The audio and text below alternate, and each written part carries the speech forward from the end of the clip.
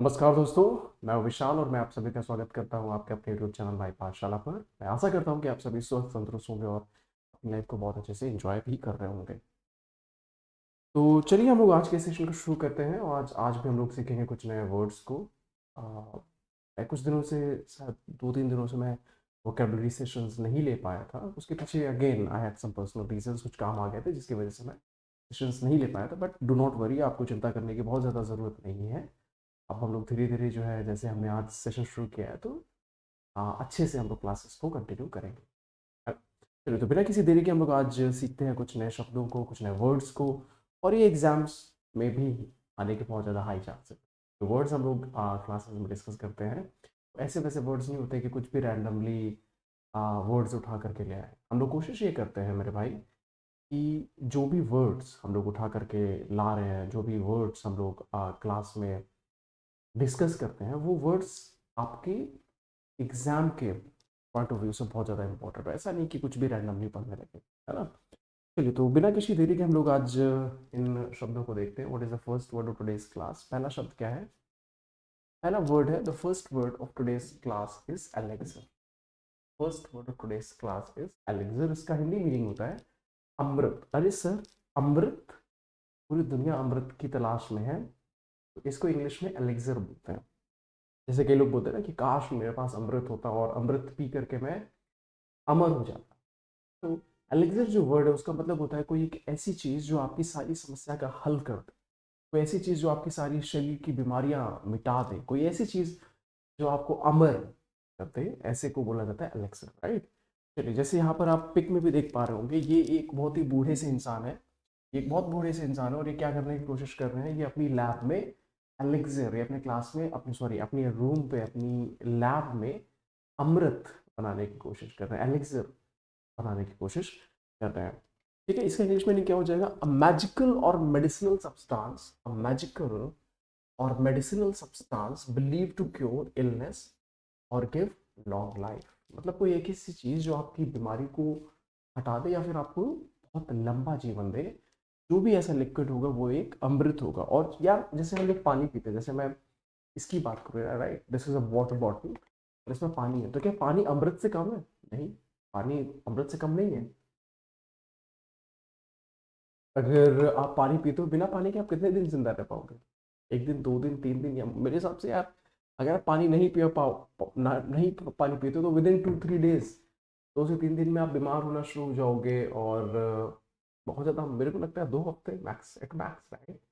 मुझे नहीं लगता 2 महीने, 2 हफ्ते से ज़्यादा आपकी जो बॉडी है बिना पानी के रह सकती है। तो मैं भी बोल सकता हूँ कि जो पानी है हमारे शरीर के लिए एक एलेक्सर के तरीके काम करता है, एक अमृत के तरीके काम करता है। चलिए, इसके हम लोग एंटोनिम्स देखेंगे मेरे दोस्त। एंटोनिम्स मेरे भाई क्या क्या हो जाएंगे इसके? जो इसके एंटोनिम्स हैं, antonyms is potion, tonic, remedy and panacea. ये जो चारों शब्द मेरे दोस्त आप यहाँ पर देख पा रहे हैं, ये सब के सब सिनोनिम है किसके? एलेक्सर के, अमृत के। पॉइजन, जहर, toxins, harm and venom, right. ये जो चारों शब्द आप यहाँ पर देख पा रहे हैं, इनका मतलब होता है जहर से, right? कोई एक ऐसी चीज जिसको खा करके इंसान बीमार पड़ जाए या फिर वो अपने प्राण ही त्याग दे। तो मेरे दोस्त, जो ऐसी चीजें होती है उनको क्या बोला जाएगा? पॉइजन। पॉइजन को हिंदी में क्या बोलते हैं आप लोग? जहर बोलते हैं ना। इसमें तो ये मत बोलना सर इसको जहर क्यों बोलते हैं, पॉइजन को जहर क्यों बोलते हैं सर, क्या इसके पीछे रीजन? नहीं यार, ऐसा कुछ थोड़ी होता है, जहर को पॉइजन ही बोलते हैं। अच्छा, सेंटेंस एग्जांपल्स हम लोग देखेंगे। The sage search for the elixir of life. जो सेज था, वो एलेक्सर ऑफ लाइफ, जीवन के अमृत को तलाश रहा था। तुमने अगर वो मूवी सुन देखी होगी, पायरेट्स ऑफ द करीबियन, उसमें कौन होता है? Jack Sparrow. Jack Sparrow, right, captain Jack Sparrow, not Jack Sparrow, captain Jack Sparrow. तो वो अमृत की तलाश में रहता है, और जब उसको अमृत मिल जाता है, तो अमृत मिल जाने के बाद भी उस अमृत को त्याग देता है। खैर, बहुत फिलोसफी में घुस जाऊंगा, बट मैं वहां जाना नहीं चाहता हूँ। नेक्स्ट देखते हैं। This herbal drinks acts like a an elixir. ये जो हर्बल ड्रिंक है, वो एक अमृत की तरीके काम करता है। जैसे कि लोग डॉक्टर्स बोलते हैं या फिर जो वैद्य वगैरह होते हैं, वो जनरली सलाह देते हैं कि हमें सुबह उठ करके गर्म पानी पीना चाहिए। और मेरे दोस्त, अगर हम लोग सुबह उठ करके गर्म पानी पियेंगे, तो हमारी बॉडी को, हमारे शरीर को बहुत ज़्यादा लाभ होता है, राइट, हेल्थ। Very sorry. बहुत सारे हेल्थ बेनिफिट्स होते हैं, तो इट इज़ रिकमेंडेड कि आप जो गर्म पानी है अगर आप उसको पीते हैं तो वो आपके लिए एक अमृत के तरीके काम करता है। चलिए बढ़ते हैं आगे की तरफ, देखते हैं नया शब्द ओमनीशियंट। ओमनीशियंट मेरे दोस्त कौन हुआ? Who is omniscient? ओमनीशियंट मेरे दोस्त एक ऐसा इंसान होता है जो सर्वज्ञ होता है, जिसको सारी चीजें ज्ञान, सारी चीजों का ज्ञान हो। और हमारे बीच में कई दोस्त होते हैं, कुछ लोग होते हैं, उनको लगता है कि भाई मैं तो ओमनीशियंट हूँ। स्पेशली आंटियां, कई आंटियां जो होती हैं, अगर आपकी फैमिली में होंगे, रिलेटिव्स में होंगे, कई आंटियां होंगी, उनको तो ऐसा लगता है कि भाई मुझे ही सब कुछ पता है ना। तुम्हारे रिलेशन में भी कुछ आंटियां होंगी जो, अब तुम उनसे बोलोगे कि नहीं यार मेरे को 2 साल 3 साल लगेगा ये एग्जाम क्लियर करने में, मेरे को एग्जाम ये अच्छे से तैयारी करने दो। लेकिन नहीं, कुछ लोग हैं वो परम ज्ञानी, तुमको भी परेशान करेंगे, तुम्हारे पेरेंट्स को भी परेशान करेंगे। Just give me minute guys. Hmm थोड़ा सा जुकाम हो गया है, शायद उस वजह से ऐसा हो रहा है, बट डोंट वरी। तो मैं क्या बोल रहा था कि कुछ लोग होते हैं परम ज्ञानी टाइप के, उनको ज्ञान कुछ भी नहीं है, पर ऐसा दिखाने की कोशिश करते हैं कि उनको सभी चीज़ों का ज्ञान है। बट जो ओमनिशिएंट वर्ड हुआ उसका मीनिंग होता है एक ऐसा इंसान जो सब कुछ जानता हो। देखिए, इंसान तो सब कुछ नहीं जान सकता है, बट हाँ ईश्वर के बारे में ये जरूर कहा जा सकता है ना, गॉड इज ओमनिशिएंट। गॉड को, ईश्वर को सभी चीज के बारे में जानकारी है। ये कैसे यूज होता है? It is use in adjective. Synonyms क्या हो जाएंगे? All knowing, all wise, all seeing and omnipotent. यार ये ओमनीपोटेंट यहाँ पर क्यों लिख दिया गया है? ओमनीपोटेंट जो वर्ड है इसका मतलब होता है सर्वशक्तिमान। तो जो सर्वशक्तिमान है उसका मतलब जरूरी थोड़ी है कि वो ओमनिशिएंट हो। तो मैं इसको यहाँ से हटा देता हूँ, ठीक है। शायद गलती से यहाँ टाइप हो गया है, तो इस वर्ड को आप सिनोनिम नहीं मानेंगे। एंटोनिम्स देखेंगे। इग्नोरेंट। इग्नोरेंट कौन हुआ मेरे दोस्त? इग्नोरेंट एक ऐसा इंसान हुआ जिसको बिल्कुल ही जानकारी ना हो, इग्नोरेंस में रहता हूँ, ऐसा इंसान इग्नोरेंट हो गया। Unaware, uninformed and limited, right? सीमित। Simple examples. The narrator in the story is omniscient. जो स्टोरी का नरेटर है वो ओमनीशियंट है। ऐसा सेंटेंस एग्जांपल में बोला जा रहा है, वो है या नहीं है वो मुझे नहीं पता, बट ये जो सेंटेंस एग्जांपल है वो क्लियर करने के लिए, he is not omniscient and can make mistakes. वो ओमनीशियंट नहीं है, वो सर्वज्ञानी नहीं है। अगर हम लोग इसको पढ़ेंगे, he is not omniscient and can make mistakes. वो ओमनीशियंट नहीं है और वो मिस्टेक्स कर सकता हूँ। किस बात है, हर एक इंसान से मिस्टेक्स हो सकती है, क्योंकि भाई कोई भी इस दुनिया में इंसान ऐसा नहीं है जिसको सभी चीज़ों की जानकारी हो। चलिए बढ़ते हैं आगे की तरफ। हम लोग अगला वर्ड देखते हैं, एम्बर, राइट। एम्बर का मतलब मेरे दोस्त क्या होता है? धधकता हुआ कोयला, धधकती हुई लड़की, सॉरी, लकड़ी, लकड़ी, धधकती हुई लकड़ी, ठीक है। तो जैसे आपने कोयला वगैरह करके भी जलाया होगा या फिर जलता हुआ कोयला देखा होगा, तो जब कोयला जलने लगता है तो कैसा धधक रहा होता है, उससे कैसी गर्मी निकल रही होती है, उसको हम लोग बोलते हैं एम्बर, राइट। चलिए जैसे आप यहाँ पे इस इमेज में भी देख पाओ, ये सारी चीज क्या है? दीज ऑल आर कोल। अगर मैं हिंदी में लिखूं तो इनको कोयला कहा जाता है, ठीक है। तो ये जो कोयला है मेरे दोस्त, ये कैसे यूज होता है? ये धधकता हुआ कोयला है ना। Simple examples, the embers glowered glowed faintly in the fireplace। जो फायरप्लेस था जहाँ पर कोयला वगैरह रखा हुआ था, तो एम्बर्स ग्लोड, जैसे आप भट्टी वगैरह, भट्टी वगैरह में जैसे आप कोयले वगैरह को देखो तो कितनी तेजी से वो जल रहे होते हैं, या लकड़ी को भी देख दो आप। He stirred the embers to keep the fire alive. उसने एम्बर को स्टीयर किया, उसको थोड़ा सा हिला दिया। क्यों भाई किया? ताकि जो फायर है, जो कि आग है, वो अलाइव रहे, जलती रहे। चलिए बढ़ते हैं आगे की तरफ, देखते हैं हम लोग नेक्स्ट वर्ड को, एमेरिटस। ये जो एमेरिटस वर्ड है दोस्त, ये एक एडजेक्टिव और नाउन दोनों के तरीके काम होती है। देखो इसका मतलब क्या है, अगर आप, मैं इस वर्ड का मीनिंग आपको समझाना चाहूँ तो इस जो वर्ड है इसका मीनिंग क्या है? इसका मीनिंग है जैसे कोई प्रोफेसर है, राइट। प्रोफेसर है, जनरली बोलते हैं कि प्रोफेसर 60 साल की उम्र तक या शायद 65 साल की उम्र तक वो रिटायर हो जाते हैं। जब वो रिटायर हो जाते हैं तो उसके बाद भी कुछ प्रोफेसर हैं, वो अपनी सर्विस को कंटिन्यू करते हैं उस कॉलेज में। तो जो रिटायर्ड प्रोफेसर्स होते हैं और उसके बाद भी जो अपनी सर्विस को कंटिन्यू कर रहे होते हैं, उनको बोला जाता है प्रोफेसर एमेरिटस। जैसे यहाँ पर आप सेंटेंस एग्जांपल देखोगे, he is a professor emeritus of the university. He is a professor emeritus of the university. वो यूनिवर्सिटी का क्या है? प्रोफेसर एमेरिटस है। मतलब यूनिवर्सिटी में वो रिटायर हो गया और रिटायर होने के बावजूद वो फिर वहाँ पे पढ़ाने आते हैं, कि भाई इतना एक्सपीरियंस है प्रोफेसर के पास, तो वो पढ़ाने जरूर आएंगे। जैसे आप यहाँ पर भी देख सकते हो, ये कितने से वृद्ध से कितने ओल्ड प्रोफेसर साहब हैं जो यहाँ पर पढ़ाने आ रहे हैं। सिनोनिम्स क्या हो जाएंगे? Retired, honoured, farmer and veteran. Veteran का मतलब होता है कुशल। जिसको किसी फील्ड के विषय में बहुत ज़्यादा जानकारी हो, उसको बोलते हैं वेटरन। एंटोनिम्स क्या हो जाएंगे? Active, serving and current. चलिए हम लोग बढ़ते हैं आगे की तरफ, देखते हैं हम लोग नेक्स्ट वर्ड को, इनक्रोचर। इनक्रोचर मेरे भाई कौन होता है? इनक्रोचर एक ऐसा इंसान होता है जो कहीं पर कब्जा कर लेता है, विशेषकर जमीन वगैरह पर, भूमि वगैरह पर जो इंसान कब्जा कर लेता है उसको बोला जाता है इनक्रोचर। जैसे आप यहाँ पर भी देख सकते हो, यहाँ पर कोई इंसान है जिसने किसी ऐसी जमीन पर अपना घर बना लिया जहां पर he encroached on the land to which on which he had no rights। ऐसी भूमि पर उसने घर बना लिया जिस पर उसका कोई भी अधिकार नहीं था। तो इनक्रोचर का मतलब मेरे दोस्त क्या हुआ? अतिक्रमण करने वाला या फिर अवैध रूप से कब्जा करने वाला।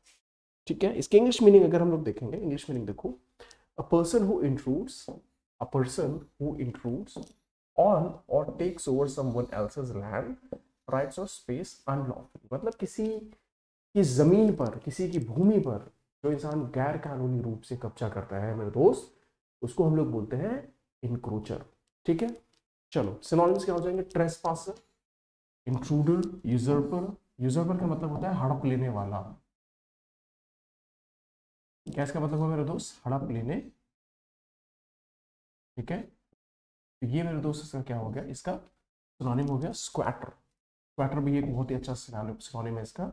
एंटोनिम्स मेरे दोस्त, owner, lawful occupant, proprietor and tent. Tent मतलब किराएदार। और ये देखो बाकी जो सारे वर्ड है, इसका मतलब होता है जो वास्तविक ओनर हो, उसने जबरदस्ती कब्जा नहीं किया है, बट उस जमीन का वास्तविक ओनर है, उसको हम लोग बोल सकते हैं लॉफुल ऑक्यूपेंट और proprietor. Send examples, the authorities remove the encroacher from the land. जो अथॉरिटीज थी, जैसे जो सरकार होती है, वह कई बार जो इंसान जमीनों पर गैर कानूनी तरीके से कब्जा किए होते हैं उनको वहां से हटा देते हैं। चलिए नेक्स्ट देखते हैं, encroacher were warned to vacate the area. जो इंक्रोचर्स थे उनको चेतावनी दी गई, भाई कि आप जो एरिया है उसको क्या कर दो? वकेट कर दो, उसको खाली कर दो। Encroachers were warned to vacate the area. चलो आगे देखते हैं भाई, कोई वर्ड बच रहा है क्या? एनवी। जो एनवी वर्ड है इसका मतलब मेरे दोस्त क्या हुआ? एनवी जो वर्ड है इसका मतलब होता है मानसिक रूप से जब इंसान बहुत बोर सा हो जाता है। जैसे आप इन मैडम को भी देखो, ये अपने लैपटॉप के सामने काम कर रही है, पर काम कर करके बहुत ज्यादा परेशान सी हो गई है। अरे भाई बहुत बोर सी हो गई। तो जो ऐसी फीलिंग, ऐसी जो फीलिंग इनको आ रही है, इसको क्या बोलेंगे? इसको बोलेंगे बोर्डम। मेंटल बोर्डम, मानसिक रूप से जो बोर्डम होती है उसको, उसके लिए वर्ड यूज करते हैं हम लोग एनवी। पार्ट ऑफ स्पीच क्या हो जाएंगे? Part of speech is noun. English meaning, a feeling of weariness, dissatisfaction caused by boredom or lack of interest। मतलब जब आपको, आप खुद सोचो यार, आपको एक ऐसा काम कर रहे हो जिसको करने में आपको मजा नहीं आ रहा है, तो बोरियत तो होगी। जैसे तुमको शायद पढ़ाई करने में मजा नहीं आता, तुमने जैसे बुक खोली और तुमको नींद आने लगी, तो जो फीलिंग होती है, दैट फीलिंग, उस फीलिंग को बोला जाता है एनवी। राइट, चलो देखते हैं आगे। बोर्डम, सिनोनिम्स क्या हो जाएंगे? Boredom, weariness, tedium and listlessness. जो चारों शब्द है इसका मतलब होता है ऐसी थकावट या फिर मानसिक रूप से जब आप किसी काम में इंटरेस्टेड ना हो। एंटोनिम्स क्या हो जाएंगे मेरे दोस्त? Excitement, interest, enthusiasm and energy. Simple examples हम लोग देखेंगे। He felt a deep sense of envy during the long vacation. Long vacation के दौरान उसने बहुत ही deep sense of mental boredom. इसके दौरान भाई लॉन्ग वेकेशन, मान लो जैसे तुम्हारी छुट्टी हो गई, जैसे हम लोग भी हुआ करते थे बचपन में, तो हमारी 2 महीने 1.5 महीने की छुट्टी हुआ करती थी, गर्मियों की छुट्टी हम लोग उसको बोला। और ना उस समय हम लोग कॉलेज जाया करते थे, बस दिन भर घर पे पड़े हुए खेल रहे हैं, थोड़ी बहुत पढ़ाई कर लेते थे, बट बोरियत तो बहुत ज्यादा हुआ करती थी, है ना। चलिए आगे देखते हैं हम लोग। The monotonous routine led to envy. जो मोनोटोनस रूटीन था उसकी वजह से क्या हुआ? उसको बोरियत की एहसास। मोनोटोनस मतलब यार बोरिंग सा जो टाइम टेबल होगा कि सुबह उठना है 6 बजे, फिर करना है, फिर पढ़ाई करनी है, ये वो, तो सीधी सी बात है, तुम भी बोर हो जाओगे, कोई भी इंसान बोर हो जाएगा। चलिए बढ़ते हैं आगे की तरफ, देखते हैं हम लोग नेक्स्ट वन, ट्राइनियल।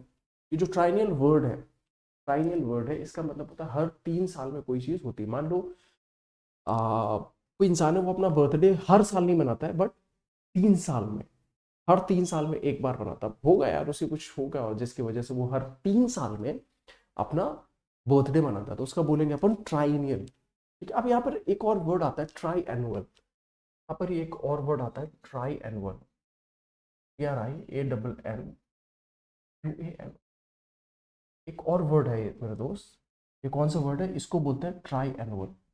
अब लोग इसे ट्राई इनियल और ट्राई एनुअल में क्या डिफरेंस, आपके मन में क्वेश्चन आ सकता है कि सर ट्राई इनियल और ट्राई एनुअल में क्या डिफरेंस है। तो मैं यहाँ पर लिखता हूँ हिंदी में, आपको समझ में आ जाएगा। देखो, ये जो ट्राई एनुअल है इसका मतलब होता है साल में 3 बार होने वाला। साल में कितनी बार होने वाला? 3 बार होने वाला। यही बस डिफरेंस है मेरे दोस्त। वो ट्राई इनियल का मतलब क्या होता है मेरे दोस्त? ट्राई इनियल जो आप ऊपर देख पा रहे हो, ट्राइनियल का मतलब होता है कि साल में 3 बार, सॉरी, ट्राइनियल का मतलब क्या होता है कि हर 3 वर्ष में होने वाला, right? That is what the difference is. जो ट्राइनियल वर्ड है उसका मतलब होता है 3 साल में 1 बार होगा, और ट्राई एनुअल क्या होता है? ये बोलता है कि साल में 3 बार होगा, 3 साल में 1 बार और 1 साल में 3 बार। वो डिफरेंस होता है ट्राइनियल और ट्राई एनुअल में। चलिए सेंटेंस यहाँ पर देखते हैं। The event is held on triennial basis. जो इवेंट है वो कैसे होता है? ट्राइनियल बेसिस पर होता है। They plan a triennial review of the policy. उन्होंने पॉलिसी का कैसे रिव्यू करने की कोशिश की? ट्राइनियल रिव्यू, मतलब हर 3 साल में 1 बार पॉलिसी का रिव्यू जरूर करेंगे। चलिए बढ़ते हैं आगे की तरफ, देखते हैं नेक्स्ट वर्ड। अगला कोई वर्ड है क्या? Okay, I guess next word must be there entwine. Entwine जो वर्ड है ये, इसका एक सिनोनिम होता है इंटरट्वाइन। इंटरट्वाइन ये वर्ड शायद आप लोगों ने जरूर सुना होगा। इंटरट्वाइन का मतलब होता है आपस में गूंथ लेना। जैसे आप यहाँ पर पिक भी देख सकते हो, right? You can see this pic. आप यहाँ पर एक पिक भी देख पा रहे होगे। यहाँ पर क्या हो रहा है कि जो आपस में जो हाथ एकदम गुथे हुए हैं एक दूसरे में, या फिर जैसे रस्सी वगैरह देखो, रस्सी के धागे कैसे आपस में एक दूसरे इंटरट्वाइन होता है, आपस में एक दूसरे से गुथे हुए होते हैं। तो वहां पर हम लोग जो वर्ब है उसका यूज कर सकते हैं, दैट इज एंटवाइन या फिर इंटरट्वाइन।